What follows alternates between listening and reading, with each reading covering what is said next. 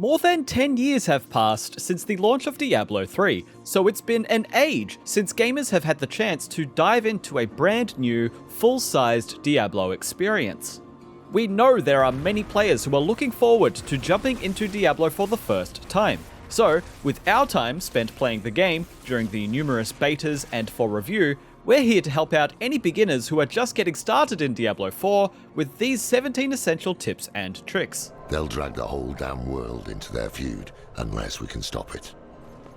The different world tiers in the game act like a difficulty system. World Tier 1 is recommended for new players, or those wanting a casual playthrough experience, whereas World Tier 2 provides more challenging enemies that reward you with 20% more experience and 15% more gold. From our experience, World Tier 2 is the sweet spot, as 90% of the time it's not too difficult, and the resource bonuses help the progression feel more rewarding.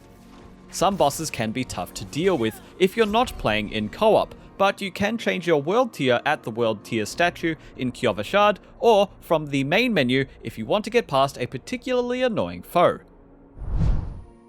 World Tiers 3 and 4 are decidedly more difficult than the previous ones, but they can only be unlocked after you complete the main story and reach level 50 or higher.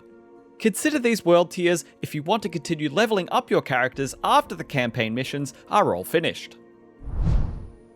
Each class skill tree comes with multiple different options for you to unlock with each additional skill point, but you don't need to worry about decision paralysis. Try it all out. You can unlock a skill, give it a go, and then at any time you can refund that skill to choose a different option on the tree. This lets you sample all of the options so that you can make an informed decision on which core abilities you want to unlock first, without waiting to level up. You can refund skill points for free until you reach roughly level 10, and while the cost for refunding skill points increases with each point that you spend in the skill tree, the amount of gold required to refund a single skill is small enough that there's no need to feel locked into any one choice that you make. While you're slaying enemies, picking up equipment, and comparing it to your current loadout, you can mark your salvage as junk when you know you're not going to be using it. That way, you can either dismantle or sell all of it in bulk when you return to a merchant or blacksmith without having to individually sell each and every piece. Speaking of selling equipment, once your inventory is full, you won't be able to pick up any more. While you could spend some time throwing out your less valuable equipment to make room, we strongly suggest that you make liberal use of the town portal ability to immediately return to the nearest large city for free.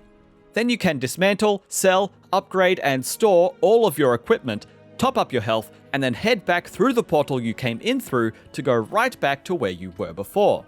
Now you can pick up everything that you left behind on the ground without missing out on any of that sweet gold.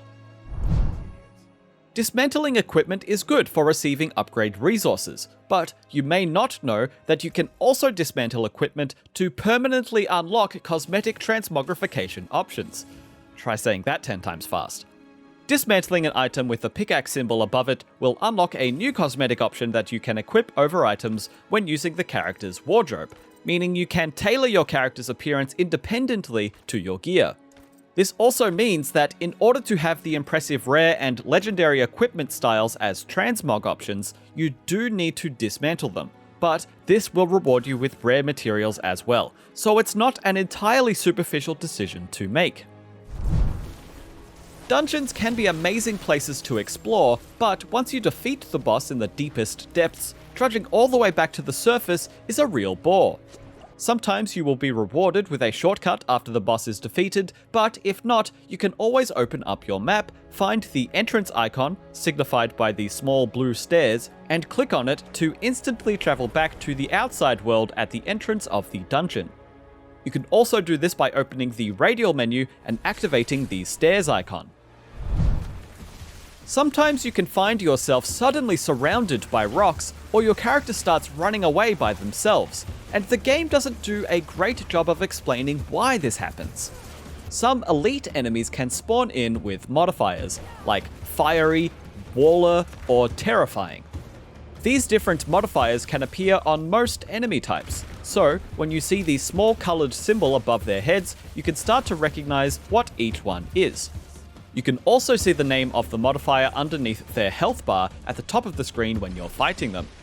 Use this info to stay informed of their abilities and stay in control. The small bar underneath a boss's health is a stun meter. You can fill up this bar with debuffs and elemental effects like frost or stun. Once it is full, the boss will become staggered for a short time, allowing you to get some free damage in. This is the time to unleash your strongest abilities, so burn them if you've got them.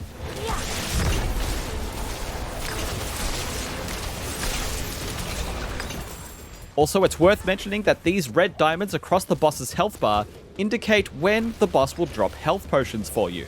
Use this info to inform just how aggressive you want to be in this boss fight. Make sure your health is full if your potions are at maximum. While you won't be able to pick up more potions if you're full up, you may be able to consume one to top up your life and then pick up the spare that you would have otherwise left behind, meaning it doesn't go to waste and you're back to full health. The potions won't always be there if you end up going back for them, so try to make sure you're at full health whenever you find some spares. As you reach certain level milestones, new health potion upgrades will be made available to you. Bring the required items and gold to an alchemist to upgrade your potion's potency, just like that. The game also shows you a notification with an up arrow over the top of the potion icon to let you know that you have an upgrade available to purchase.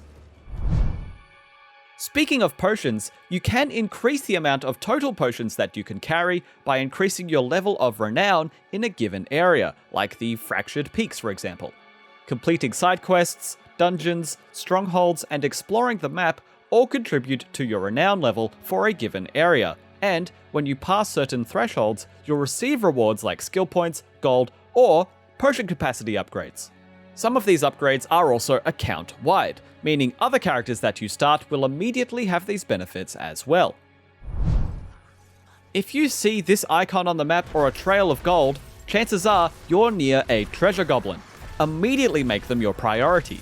They always drop heaps of gear upon defeat, as well as a bunch of gold. These little guys have a deceptively large amount of health, and they will keep running if you can't stun them with a spell or ability, meaning that they can run you into a big group of nasties if you're unlucky, but taking them out is almost always worth it in the long run. Each major region in Diablo IV is home to several challenging strongholds that are essentially outdoor dungeons. You'll need to clear these large areas of demonic presence through multiple objectives and phases, and these can be tough to conquer as they'll usually be several levels higher than you. Clearing them is worth your while though, not only for the renown that you'll earn, but also because the area will literally transform as normal folk return to populate the place, turning it into a new town that you can stop at or teleport to. Certain strongholds also open up new dungeons that you couldn't access before, which always reward you with more legendary aspects for clearing them. Similar to Kadala in Diablo III, Purveyors of Curiosities will give you randomized loot in exchange for a currency called Murmuring Obols. Obols can be acquired by completing public events out in the open world, or by completing randomized events that can appear in dungeons. Completing the mastery objectives for these events will reward you with more Obols, and Purveyors can even drop powerful unique weapons and gear as well. But keep in mind that you're rolling the dice every time you buy something from them. There's every chance that you'll buy a common piece of equipment instead of a legendary one. Oh, bad luck. Try again. Purveyors also sell Whispering Keys, which you need to open the occasional silent chests that you can find while exploring. They're cheap to buy, so we recommend having a few on hand at any given time, but keep in mind that silent chests reward you with a randomized output too, so there's no guarantee you'll receive something amazing for opening one up, although there is always a chance. Equipping your character with legendary equipment can drastically change the way that your character plays, so it can be tempting to hold onto your legendaries even if you start getting high level equipment. Don't worry, you can keep improving your overall gear score while also keeping the same buff. At the Occultist, you can extract the legendary effects of a certain armor piece, which will place it in your aspect inventory. Rare yellow gear can then be turned into legendary orange gear by fusing it with this extracted imprint or other earned aspects. We wouldn't recommend doing this every 5 minutes, as it requires the use of some rare resources, but that option is there for you if you just have to keep a certain playstyle alive. With these tips in hand, you should be well armed to fight the evils of Sanctuary as you pursue the Daughter of Hatred, and we will have plenty of updates to our guide as we spend time with the full release, so be sure to check back in as you progress through the story. For more on Diablo 4, check out our full video review, or the first minutes of the game. And for everything else gaming, keep it here on IGN. Your kind are weak, and this world has been wasted on the crusades of the unworthy. I can stop her.